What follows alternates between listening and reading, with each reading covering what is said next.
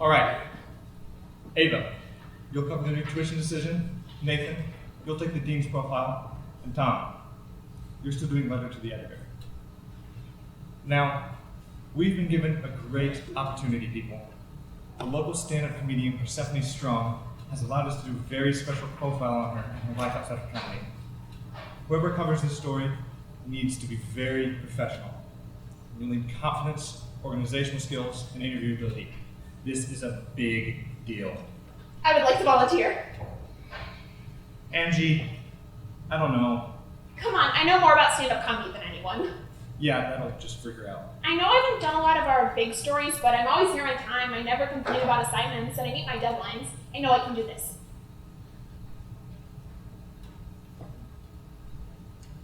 All right. She's doing a gig on 2187 Broadway tomorrow at 10 p.m. Be there.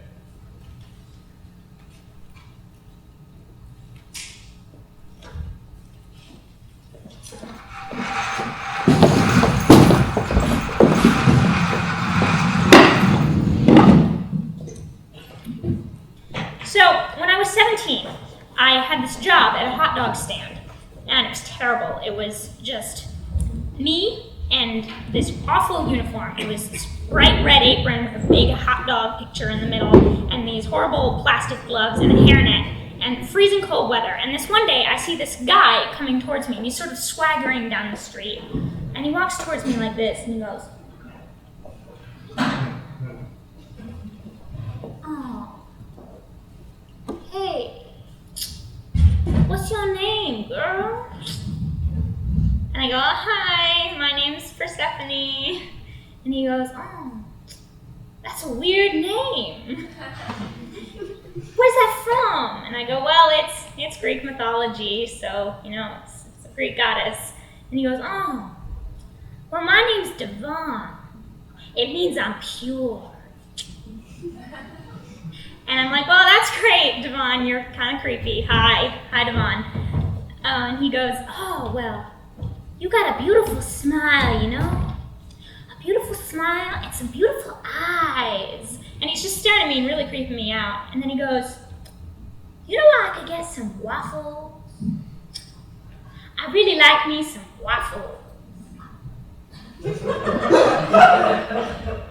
I'm like, no, sorry, this isn't a waffle stand, this is a hot dog stand. If you want some waffles, you can go down the street to a waffle stand, because this is a hot dog stand.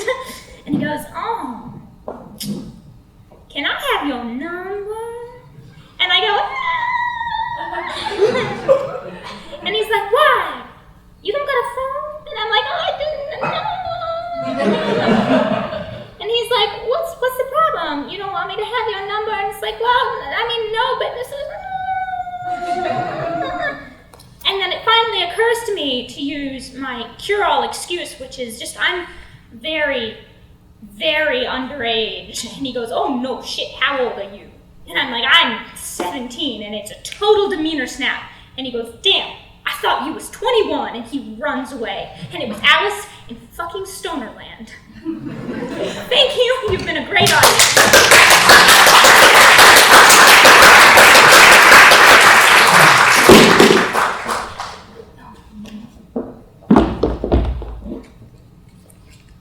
Miss Strong? Hi, my name is Angie Jefferson from the Washington Square News at NYU. Hi, I'm Persephone. That was a great set. I'm kind of a fan. Thanks.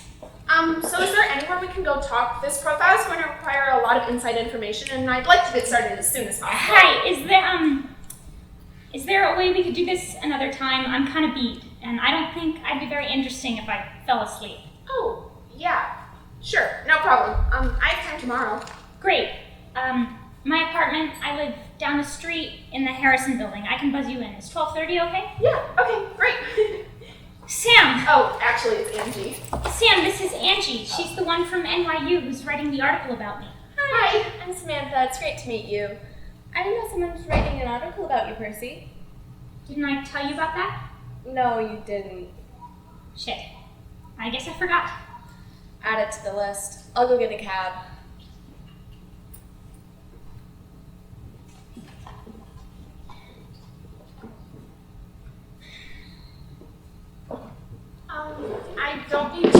rude, but is everything all right?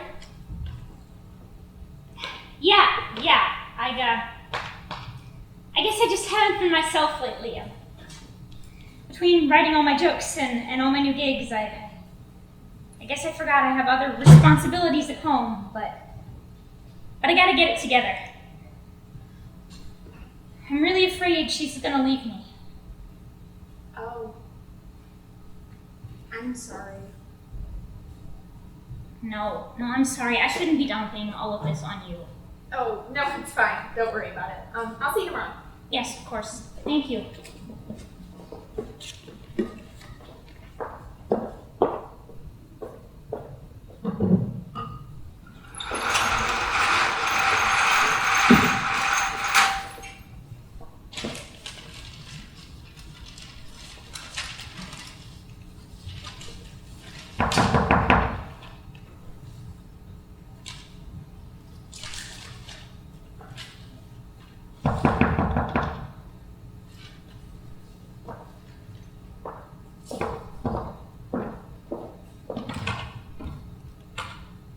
Hey, how are you? Didn't have any trouble finding the building, did you? Oh, no, I'm good. How about you? Oh, well, I'm here. Well, that's good. Do you mind if we get started right away? I have a great idea for the angle of the story, and I can't wait to get started. What's that? A comedian's journey. It'll be like your origin story. How a small town girl made it in a big city. Well, actually, I'm from here, so not much of a journey in that sense. Oh. Here.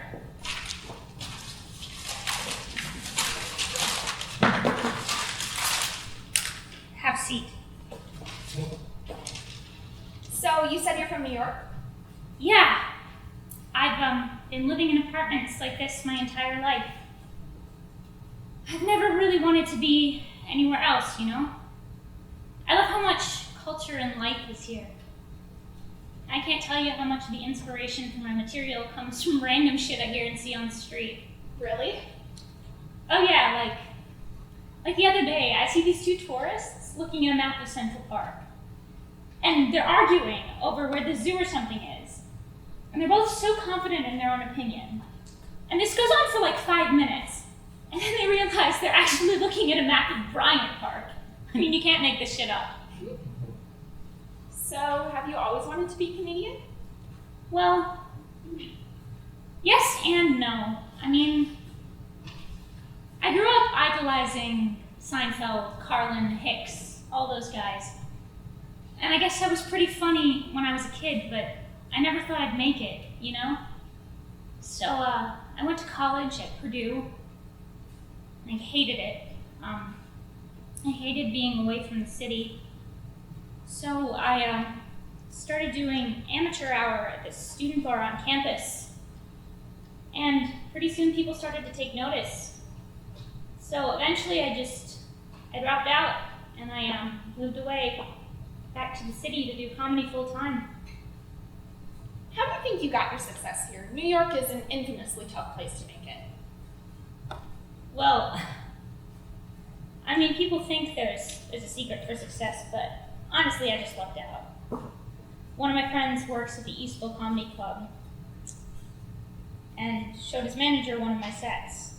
They thought I was pretty funny, so I auditioned to do a paid set. Pretty soon they made me a regular gig, and then people started to notice me. There are thousands of people trying to make it in comedy. What do you think sets you apart from the others? Honestly, I'm not sure what people see in me. I don't think I'm that great. Seriously? People are comparing you to Bill Burr. Your comedy special premieres on Netflix next month. Shouldn't you be happy?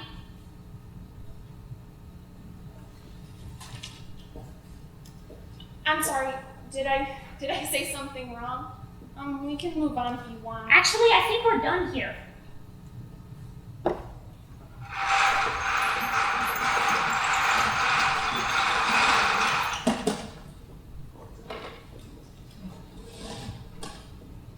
And he walks up to me and he goes, "Oh, hey, what's your name, girl?"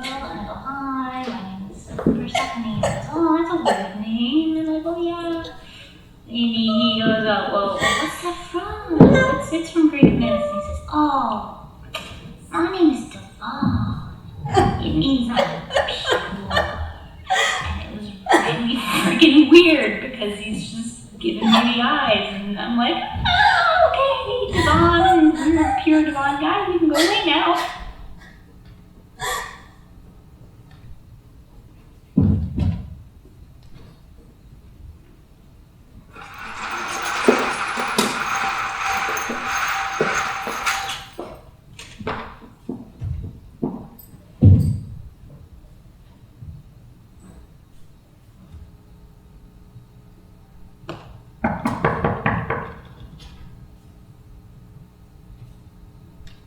Angie, I don't want to answer any more of your bullshit questions! Persephone? Percy, it's Sam. I just got home. What's going on? Is Angie gone? No, she has to talk to you. I'm really sorry about this. Persephone is usually really sweet. She's just not been herself recently. She's been really stressed out. I understand. Percy, we're coming in.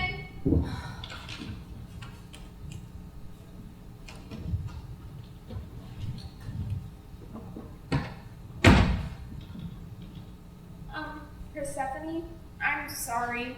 I'm not really sure what I did, but I wouldn't want to leave things like this. I would hate for someone as nice and welcoming as you to hate me. And I'm sure this has nothing to do with the fact that you currently have nothing in your article.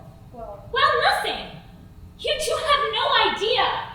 You both think I'm always laughing and joking.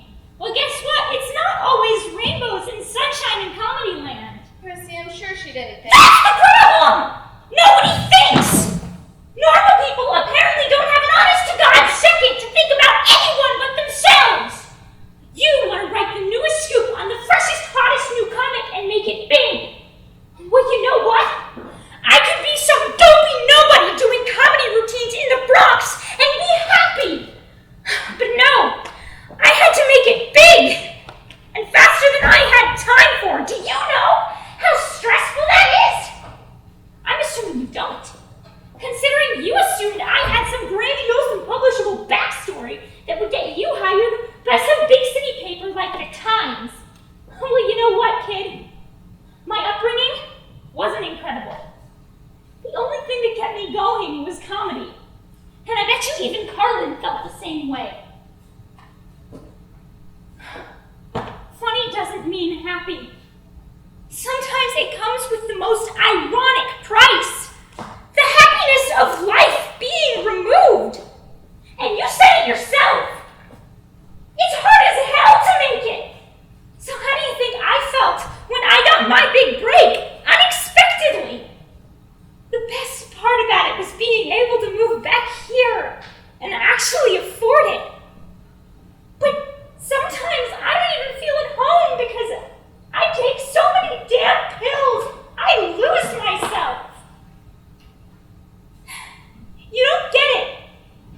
Neither of you get that I'm put on a pedestal so high no one can reach. Most of my jokes are bullshit I hear on the street, and any schmo in New York could do that. So you want a hard-hitting article?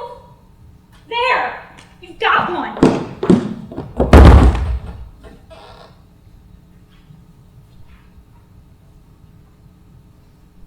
thank you.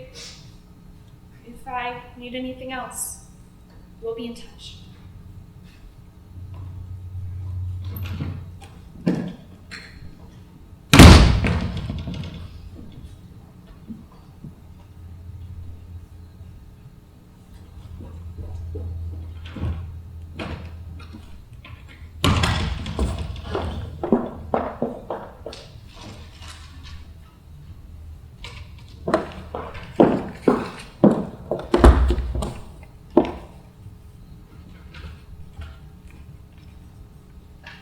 Hey, how's the writing coming?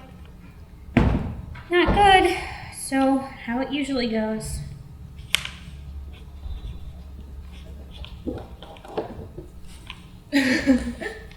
What? Percy, this is fantastic. You need to stop being so hard on yourself. Sam, you don't have to lie to build up my confidence. I know it sucks. If it sucked, I'd tell you. You know that. Yeah, I do. Thanks. I love you. Sorry, I haven't told you that in a while, but I do. Don't worry. I know. I love you too. And what's this? It's Angie's article. She just sent it over. Percy, you need to read I don't it. want to read a bunch of fake facts about my life. Percy, it's the NYU student paper. It's not like some attention-hungry tabloid. She's just a kid trying to do what she loves. Doesn't that sound familiar? You're trying to use someone else's life to sound like my life to make me more sympathetic. How typical.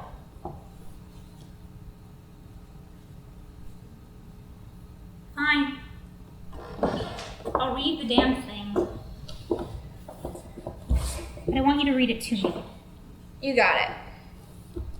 The phrase, "don't judge a book by its cover," is incredibly cliche, and for good reason. It applies to nearly everyone, but I've never met anyone it fits better than up-and-coming comedian Persephone Strong. Strong, 29, is quickly becoming a familiar face in the New York comedy scene. She regularly does shows at the famous Comedy Cellar, has toured the East Coast, and has been asked to do a comedy special by Netflix. On the outside, Strong appears to have it all, but after just a short amount of time with her, I learned that wasn't the case. A New York native, Strong has always loved the city. "I love how much culture and life is here," she says. Strong grew up loving comics, citing comics such as Jerry Seinfeld and George Carlin as her big influences. She never really wanted to do anything else and kept doing comedy when she went to college at Purdue University. After dropping out, she began to make her name. But I'm not here to give you some incredibly publishable backstory. I'm here to tell you about Persephone Strong, the human, not the comedian. Her apartment is cluttered with half-written jokes and dirty clothes, not what you'd expect from a well-paid, well-known figure. This is my first clue that something was up. Persephone is, frankly, a sad person, but that's minimizing her situation. She's on prescription pills for depression, has mood swings, and can become increasingly hostile. If you're surprised, you aren't alone. If you've ever seen one of her shows, you know Strong as a happy-go-lucky woman with a knack for observational humor. But in the words of Strong, funny doesn't mean happy. But Persephone still does shows nearly every night. She tries to stay somewhat positive, with the help from her girlfriend, Samantha Barron. Persephone just wants to be understood, she says. We put talented people like Strong on pedestals and expect them to be funny. We're constantly anticipating their next big move without any regard for the pressure they must be feeling. This pressure can overwhelm someone and drive them to their breaking point. So is this the last laugh for Strong? Of course not. This article may make you think of Strong in a different way, and that was kind of the whole point. We may never truly know the real Persephone Strong, but now we can at least recognize that she's more than just a puppet of our demands, and she isn't here for your entertainment. If we continue to idolize the way we are, the last laugh may be soon on the horizon.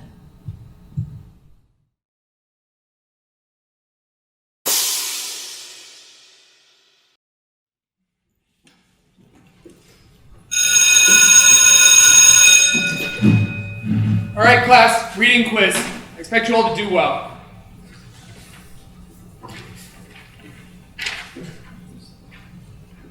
Shoot! I didn't do the homework. What are you talking about? We studied together. I wasn't actually reading. I was prepping for an audition. All right, this is a testing situation. If you talk, you'll receive an automatic E. But I saw your book. It said Catch-22 on the cover. I kicked in the script.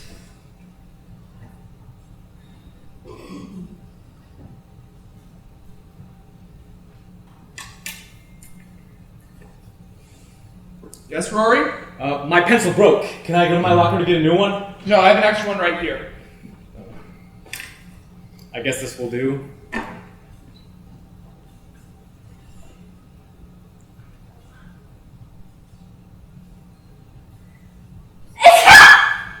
Love you. Mr. Holland, my pencil broke again. Can I go to my locker to get a new one now? No, you may not leave the room during a testing situation. Here.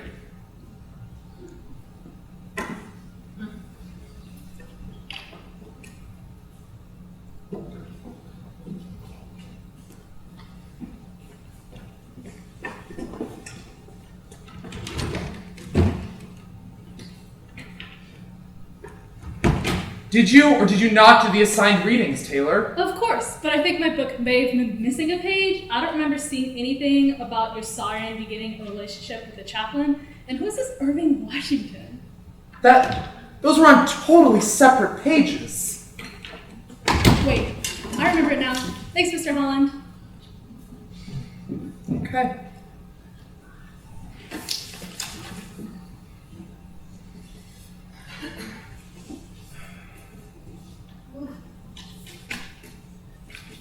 All right, that's enough time. Turn to your quiz. I hope you all did well, but I will not be grading these quizzes. I will only be using the answers to see what we need to review.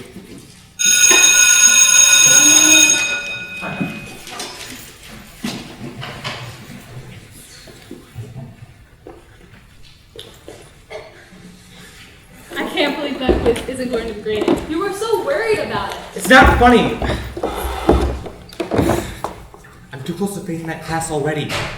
The least Mr. Holland could have done is tell us it wouldn't have been graded. But this way we get to skip a lot of discussion because we probably passed it already. Thanks to that cheat sheet I told you about. You couldn't have just read the book? He's never going to last for high school if he keeps having to cheat like this. Relax, he's just saving us discussion time. I'm surprised you're okay with this. You of all people know the value of good grades. Not this again. Just because I don't cheat and still get good grades doesn't mean a thing.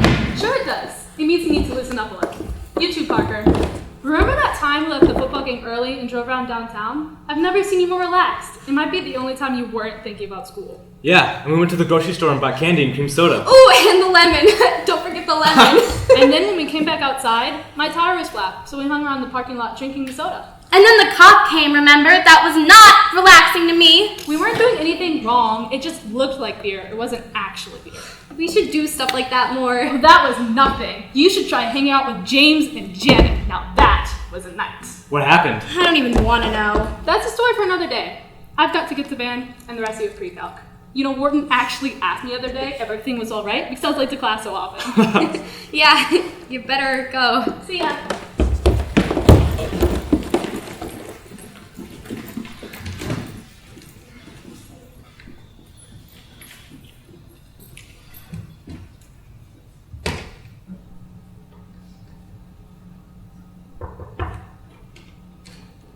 Ah, yes, coming in. Did I do something wrong? Not at all. Just want to talk to you about some of your friends. What about them? They're holding you back. You clearly have an aptitude for learning. You received a perfect score on the quiz I gave. And unlike others, I know you didn't cheat on it. You didn't think I noticed Rory, did you? You used to look down on that sort of thing. You didn't associate yourself with people like that. And Taylor helps them, which might be even worse. High school is the perfect time to start taking things seriously. Right now, you can learn habits that will only benefit you later in life, and that'll get harder to do. If you really focused on your studies, you'll change the world someday. All right, get up to class. Hey, consider what I said.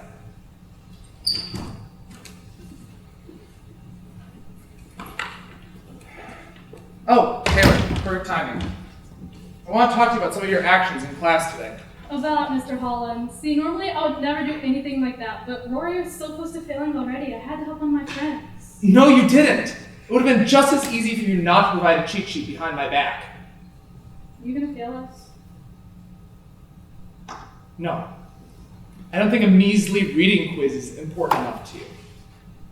That being said, I'm exempting you from all quizzes this semester. Your grade will solely depend on the final. And I suggest you study for it. And I suggest you come to class tomorrow.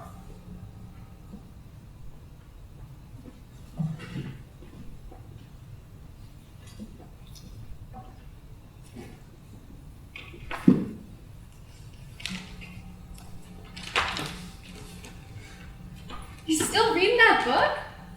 Come on, we're gonna go out. Rory's parents gave him the car for the evening and he thought we'd drive around. Sorry, too busy. Come on. You're the one who said we should do this sort of thing again? Sure. You'll come? Yeah, just give me a minute. Great, I'll meet you outside in 5 minutes. Wait, what? Sorry, I wasn't really paying attention. What's up with you? One day you're telling me I need to relax and teasing me about my grades, and next you're doing nothing but study. Holland is making my whole semester grade depend on this final. Yeah, same for Rory. But you don't see him in here studying. A full month before the exam, I might add. That's because he doesn't care about the grade he gets. Oh, yeah, and you do? As a matter of fact, I do, yes. Your grade is fine.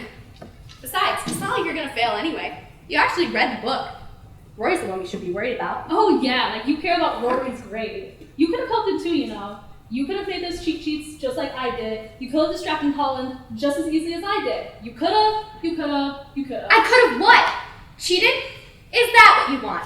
You want me to cheat so you don't take the blame? You and I both know Holland never would have believed I didn't read that book. No, it's not what I want. What then? Did it ever occur to you that maybe I want to do more than just get by in school? That maybe for once I'd like to outscore you, not even in every subject, just once. What? Why would you even want to score better than me? Why would that even register as something you want to do? Everyone always tells you how great you're doing, how far you're going to go. Holland said that you have a lot of potential, that we were holding you back. For once, I'd like to be the person being held back. But you know we're proud of you and everything, but you outscore us all, you outachieve us all. You know I don't feel jealous of you. How can we feel we're as good as you when everyone says we're not? You shouldn't be jealous of me. Any of you. Why not? Why shouldn't we be? Because I'm jealous of you. All of you. You're all such social people, you especially. You know full well that doesn't come easily to me. It hurts when you talk about going out with other people. I'll never get to do something like that because I'll never be able to easily feel comfortable around people I don't know. I would gladly give my grades for the chance to experience life the way you do. Every person is an adventure, a new territory for you to discover. You chart people like explorers charted the new world. It's a gift and it'll get you far. Much farther than any test scores will. You know what you two's problem is? You both want what the other has. And you know what that is? You're human. You want to be more than you are. You want to become better. And you're basing it all on the attributes of the other. Also, you argue too loud. Roy and I could be all the way outside. Come on, he's got the car. Come on. I'm going to introduce you to James and Janet.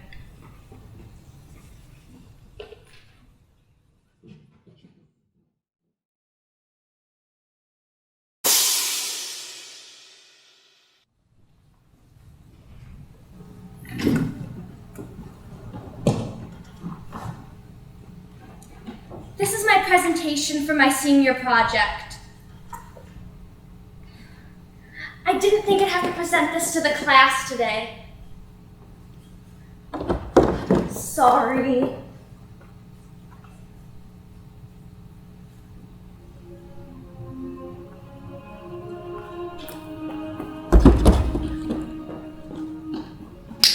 This is Karen. She was born in 1976 in San Francisco.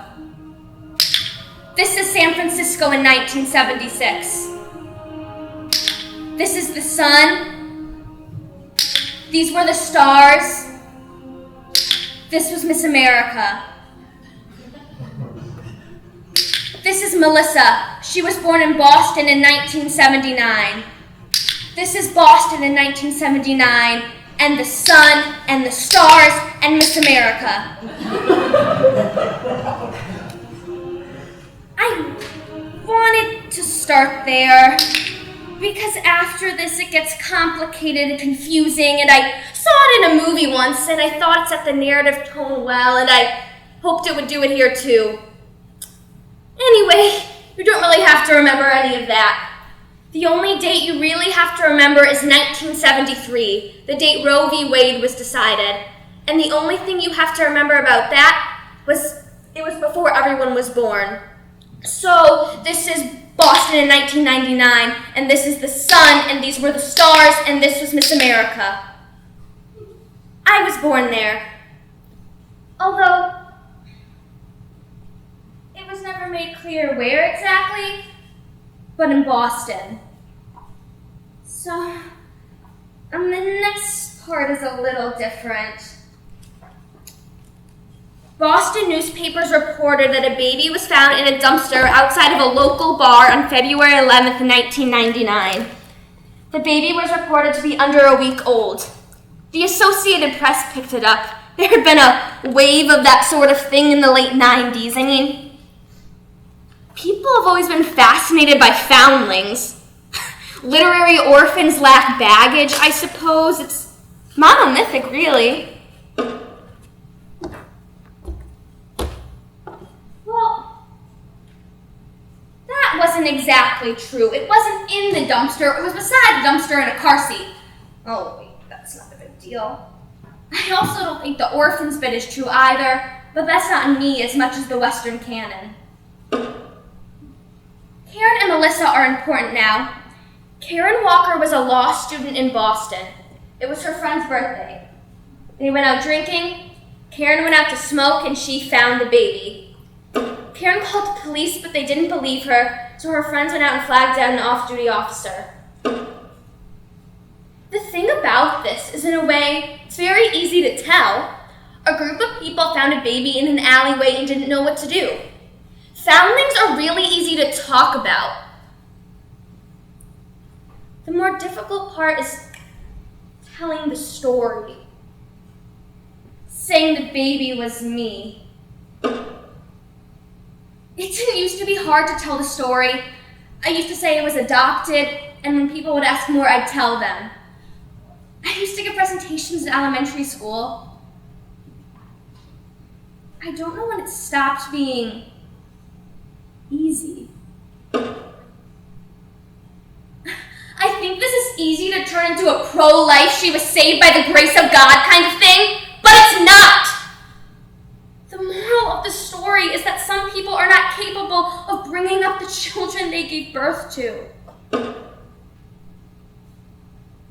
There was a police investigation into the matter. It was largely inconclusive. No one came forward to claim the baby. I've read some of the files. In cases like these, the judge usually gives the person who found the baby the right to adopt her. Karen decided to adopt me. She was 23 and a law student at the time. I'll get into that later. No immediate relatives came forward to claim the baby, although a woman in Nassau did claim I was her niece. This is Chris. I called him Chris for a while, and then I called him my dad, and now don't really call him anything. Chris was in Boston on business and read a follow-up article on me when I turned 5. Another thing is that February 11th is the feast day of Our Lady of Lourdes. Newspapers called me our baby of Lourdes because I was found near Lourdes Chapel on that date. Boston's a Catholic town. I don't know what else to say about that. Anyway, it was one of those dumpster baby, where are they nows that practically canonized Karen and made me out to be a cherub. It mentioned where the baby was found, and Chris remembered it was a place a girl he dated frequented. It mentioned where the baby was born, and he realized it was when he lived in Boston. It showed my face, and he realized I looked like him. Circumstantial evidence that piled up, I guess. He wasn't the only one that called, but he was the only one that passed the paternity test, so we became intimates. Again, it gets complicated here. Chris is Irish, and he wanted to play a role in my life, so on top of tense dinners twice a year, I also got to become a citizen of a country I had never been to. That process took a judge, 3 immigration lawyers, 4 if you're including Karen, and 6 years. I was not the Irish consulate's favorite person. This is Elliot. Some of you may know him. The New Yorker recently named him the foremost public intellectual of our age. He's an MIT professor. He's also a very accomplished poet. That's not important, really. You just need to know that he writes very radical academic books, and people treat him with, I don't know, a level of adoration that has never before been given to a man who writes books about theoretical forms of government. Elliot started dating Karen about 9 months ago. Before that, he embarked on a very short-lived relationship with a very famous actress. So those are the players. Karen, Melissa, Chris, Elliot, and the baby. Karen I've lived with for 17 years. Elliot for 2 months. Chris I've seen maybe 20 times over the course of my life. And Melissa I've met once. It was for this project, actually. In the beginning, I was really hopeful about it. I thought it would be cathartic. Olivia, can I talk to you out in the hall? What are you doing? What? Is this some kind of performance piece? No, what? Do you not like it? Olivia. It works better in my paper. I mapped out everyone's genealogies and talked to the police officer that was flagged down. It's really comprehensive. I'm just not good at presenting. I tried to tell you that. So you're not making this up? No? Okay, you know I'm here to talk. Of course. Sorry about that. Anyway, this is Melissa's tattoo. Valentine. Clever, right? Well, that's what she named me, apparently. Valentine. So I know exactly how much my life was worth to her. She probably could have gone to prison for what she did. I was 16 when Elliot's private detective friend found her. The statute of limitations hadn't expired, and Karen has connections to the DA, so it was my call. Karen, my therapist, and I talked it over. We settled out of court, and at my request, there was a provision that she got her tubes tied. That didn't end up being included because of how easily it could have been disputed, but I fought for it. The summer after that, I went to Dublin. Dublin is really nice. It really is. Silicon Dock sucks. The rest of it is nice. I didn't actually tell anyone I was going to Ireland. I don't know why I didn't do that.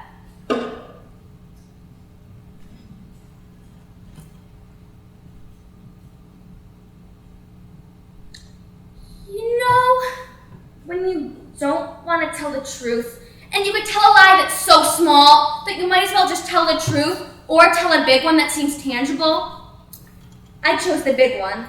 Not right now, but in general. That's time, right? I don't have to talk anymore? Sure, Olivia. Thank you.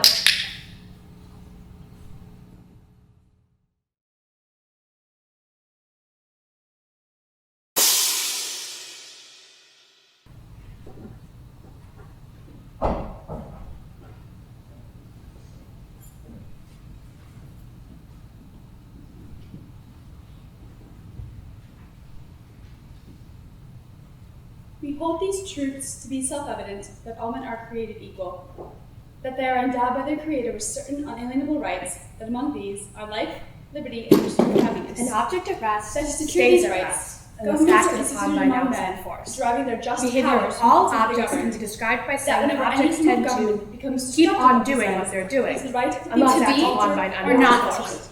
And If to not not asked, question. they will stay in Like the whether same to know state. better in the mind to suffer If the an arrows of outrageous using a fortune, velocity of seems to 5 take years arms in back fact, to they see will of take troubles you in by the same opposing state and of motion. prudence in 5 to meters die, per second. to sleep, long If the established, motion with no the more, leftward by velocity sleep of 2 meters per second. Equals 2. We all know this. Just as we know 3 + 4 = 7. Alexander Hamilton plus Thomas Jefferson equals angst in Congress. 2 hydrogen plus oxygen equals water. And Romeo plus Juliet equals big no-no, and students plus finals equals stress. We all know the feeling. Weeks of pressure, leading up to 4 days of constant terror, usually followed by elation or sudden crushing defeat. But when it's all said and done, we focus on the grade. We define ourselves by a number, a letter, and yet the problems caused by finals are overlooked. We subject ourselves to constant worrying. And what does that truly cost? What do finals truly cost us?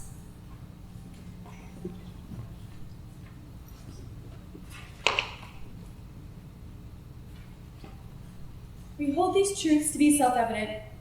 If I tie a 4 to this, that should be good. No, I have to add more.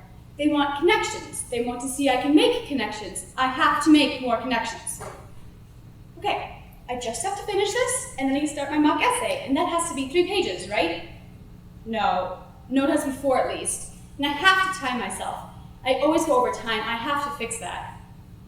And then I have the study guide. That's due on Tuesday, right? If I don't finish that, I can always finish it during lunch that day. It's my 4th hour exam. Okay, I can do this, right? Yes. Maybe. finish. Nope. I have to start writing my English essay. I have to get this done. I have to get this done by tomorrow. I really should work on it. I really should. I know that I should, but what's the point if I don't understand the material anyway? It's not like I actually learned anything, and yeah, I didn't really pay attention, but it's not like the teacher actually taught us anything remotely educational. Well, that's a lie. They taught me what I don't want to do with the rest of my life. We just sit there and take notes or listen attentively to this bullshit old guy who is more interested in talking about fishing than actually giving us any relevant information. Besides, school's just a bunch of bullshit wrapped up in state funding anyway. Information is shoved in our heads and we're just expected to digest it like good little children. I'm done. I'm so done. I can't do this anymore. I really don't think I can do this. It's too much. No, it's too late. I thought I could do it, but I didn't do it. I just don't know what to do. I'm never gonna get good grades. I don't know what to do. I can't talk to my teachers because they already think I don't take responsibility. And no, I probably don't, but just care about me. Because I don't even know if I care about myself sometimes. I just don't know. I don't know what I last ate. That's probably bad. I mean, I knew I talked about it in personal fitness, but I only took that because it was a requirement. My mom wanted me to get it out of the way. Okay, but no, that doesn't matter right now. I have to get this done. It's only 12:30. I can do that by tomorrow. Sleep is for the weak.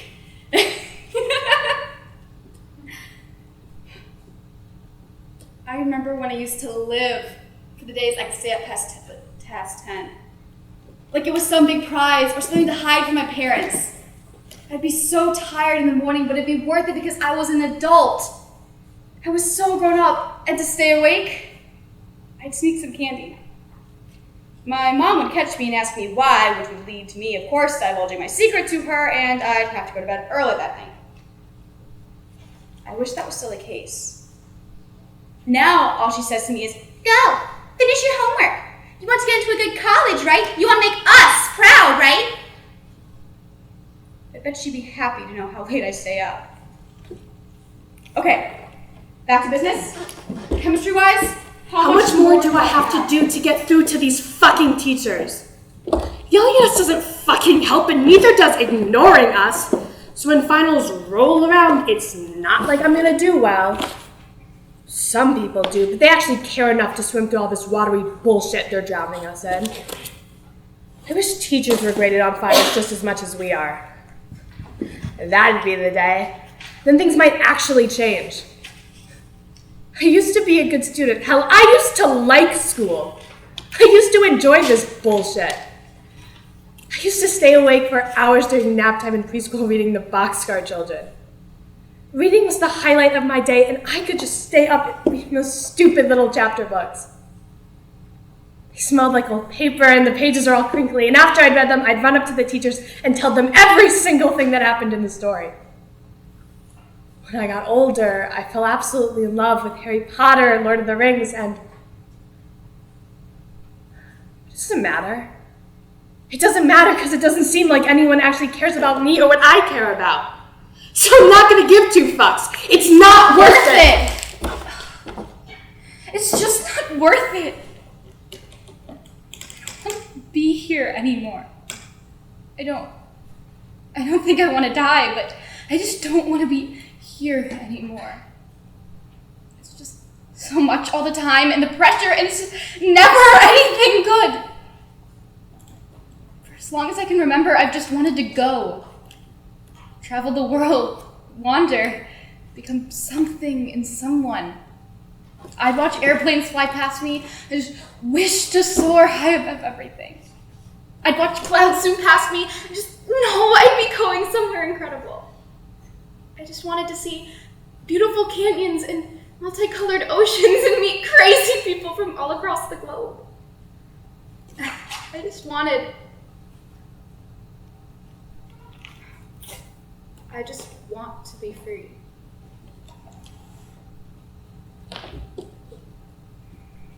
I don't want to be at school. But I still care about it for some stupid reason. All everyone ever tells me is I'll never go anywhere good unless I get good grades. But with every B, every C, every D, I just feel my freedom slipping away. I don't care, but I do, and I just don't know who I am anymore. I don't even know how to get through this week. How do I get through this problem? I swear that Mr. White went over this. I know he did. Why can't I remember this?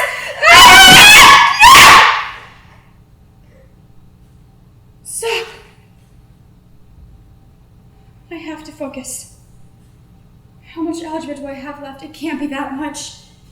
I finished most of it last week in class, although that means I probably forgot most of it, so I'll have to go over it again.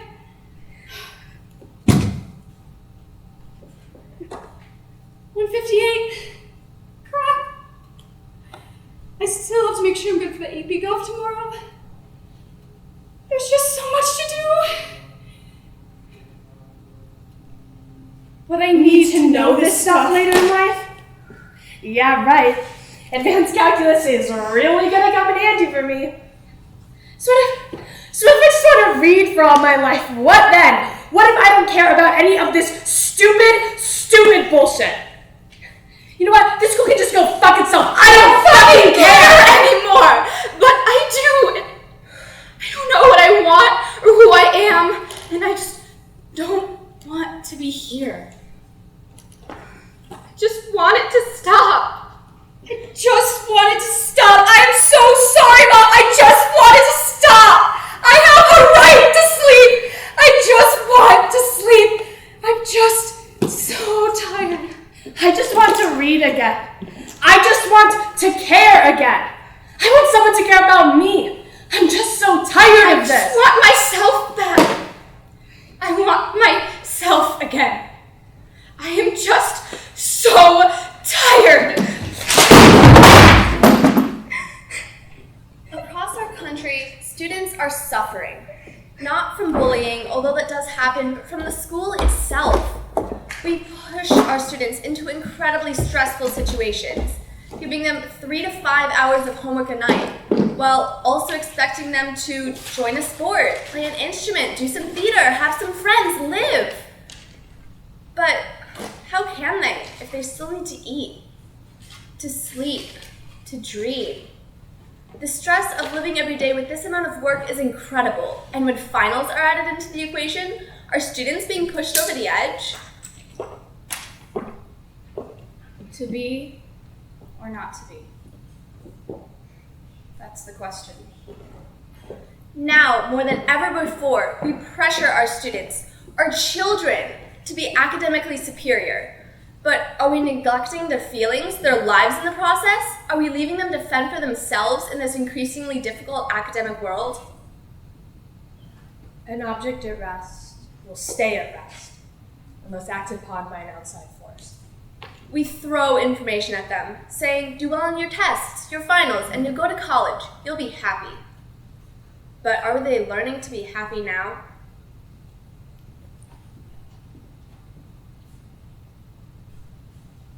And if not, what can we do to change?